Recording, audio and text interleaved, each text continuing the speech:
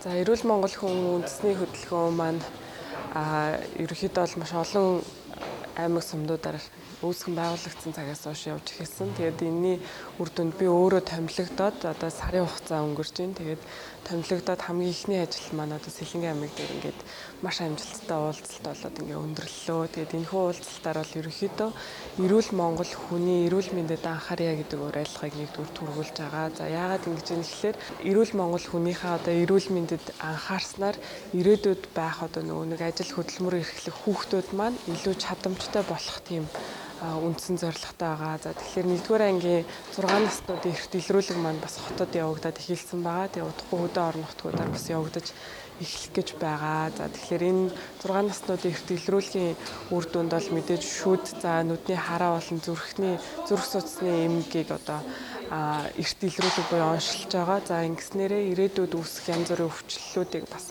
урьдчилан сэргийлэх бүрэн боломжтой болж байгаа гэж үзэж байна.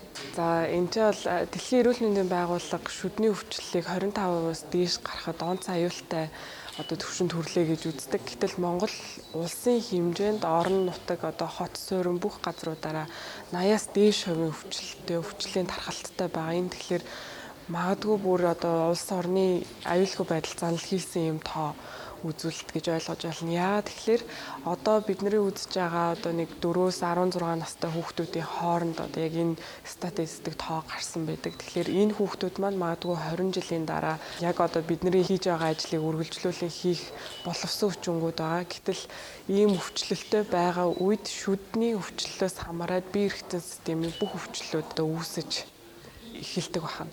За тэгэхээр 20-с 25 жилийн дараа тэр хүүхдүүд маань бидний үйл хэргийг үргэлжлүүлэх биш эсрэгээр эмнэлэгт очирлоод эмнэлэгт хэвтээд хөдөлмөрийн ямар нэгэн чадваргүй болох тийм эрсдэлтэй болсон байна гэж үзэж болно. За тэгэхээр ээж аавуудын хамгийн их гаргадаг алдаа юу вэ гэхээр хүүхдийнхээ шүдийг зөвхөн өдөрт 2-3 удаа угаах дээрэл анхаарч чаддаггүй.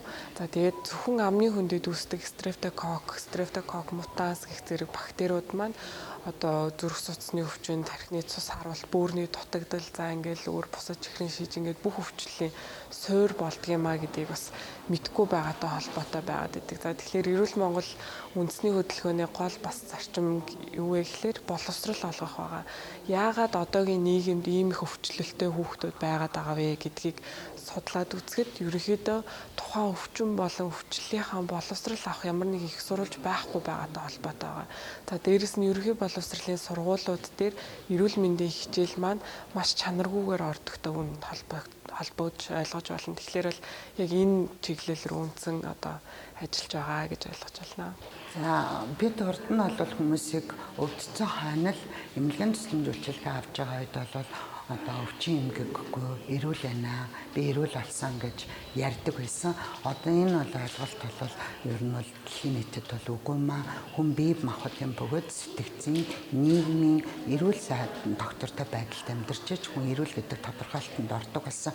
Тэгэхээр эрүүл байхын тулд бол хүний хамгийн одоо гол хийх ёстой зүйл бол хүний эрүүл байхад нөлөөлдөг хүний өөрөөс нь 55% нь хүний зан үйлээс хамаарч байгаа. Тэгэхээр хувь хүн одоо өөрийн оролцоогоор өөрийгөө эрүүл байлгахад эрүүл мэндийн боловсролыг дэвшлүүлэх, эрүүл мэндийн тухай үнэн бодиттой, шинжилгээ ухааны үндэслэлтэй, нотлогоотой мэдээллээр өөрийгөө болон өрөөлийг цэнэглэх энэ альва эрүүл ахын зан үйлийг хэвшүүлж сурах энэ асуудлууд байгаа. 2024 оны 4 сарын 1-ээс Монгол улсын хэмжээнд нийгмийн эрүүл мэндийн тусламж үйлчилгээний тухай хууль батлагдсан хэрэгжиж байна. Энэ дээр ч гэсэн одоо энэ олон нийтийн оролцоо, хувь хүний оролцоо бол нэлээд өндөрт одоо тавихаар бүтэн заалт бол орж өгсөн байгаа. Ер нь бол эрүүл мэндийн байгууллагыг бол эмнэлгээс биш супермаркетаас, хувь хүнээс, сургуулиас, гэр орноосоо ингээд хай гэдэг энэ одоо дэлхийн эрүүл мэндийн байгууллагын дарга Тедрос Гахан хэлсэн үг ч гэсэн энэ бүхнийг бол харуулж байгаа.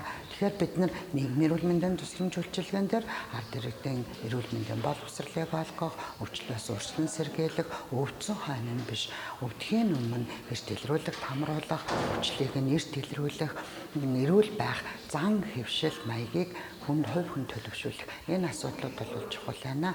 Монгол улсын 17-оос 69 насны хүн амын дунд хавсарсан завсрын буян анхдагч эрсдэл хүчин зүйлгүй хүн амын хувь бол 4%.